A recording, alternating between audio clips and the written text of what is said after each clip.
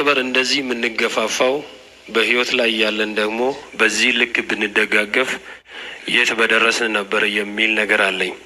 ምናልባት በህይወት ያለን ምላስና ጥርስም ይጋጫል፣ ይደማማል፣ ግን አተፋውም የራስህ ደም ስለሆነ ትውጠዋለህ። የወንድምህንም ችግር በዛ መልክ መዋጥ ስለሚያስፈልግ ማለት ነው። ዛሬ ወንድማችን አስክሬን ላይ ቆመን እንዲህ ስንናገር ነገ ዛሬ አንደበታችን እርጥብ ሊሆን ይችላል። ነገ ደግሞ ግን ወይም በኋላ ከስንት ደቂቃ በኋላ እንደሚደርቅ ስለማናውቅ ማለት ነው። ምናልባት በስራ ዘመን በእኛ እምነትም እኔ ሙስሊም ነኝ፣ ምንም የሚገድበኝ ነገር የለም። ክርስቲያኖች ወንድሞቼ ናቸው። ያለን ማህበራዊ ችግር ግን አብረን ማሳለፍ ነው። የተማርንበትም እንደዛ ነው። አንዱን ጠልተ አንዱ የምትወደው ነገር ስለሌለ ማለት ነው።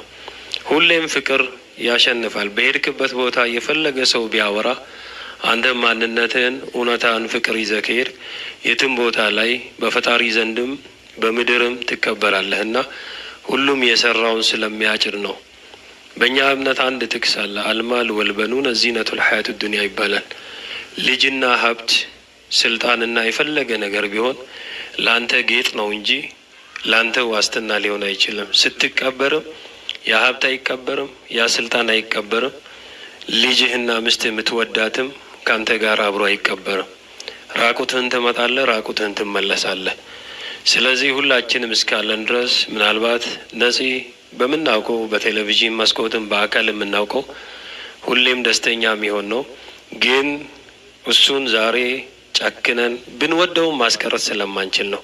የፈለግነውን ነገር ስለሚከብድ ማለት ነው። እና ሁላችንም ተራ ይጠብቀናል፣ ማን እንደሚደርሰው ስለማይታወቅ ማለት ነው። እና በዚሁ ምናልባት ወደ አፈርም ከመሸኘቱ በፊትም የተጣላ ሰውም ካለ እሱ ሳይቀበር ይቅር ማለት ያስፈልጋል። የእሱ ላይ ብድርም ያለበት ሰውም ካለ ደግሞ ይቅር ማለት ያስፈልጋል። ንጹሕ ሆኖ ከፈጣሪ ጋራ መገናኘት ስለሚያስፈልግ ማለት ነው። አንዳንዱ በዛ ክፋት ልክ ማሰብ ስለሌለብን የሚል ነው።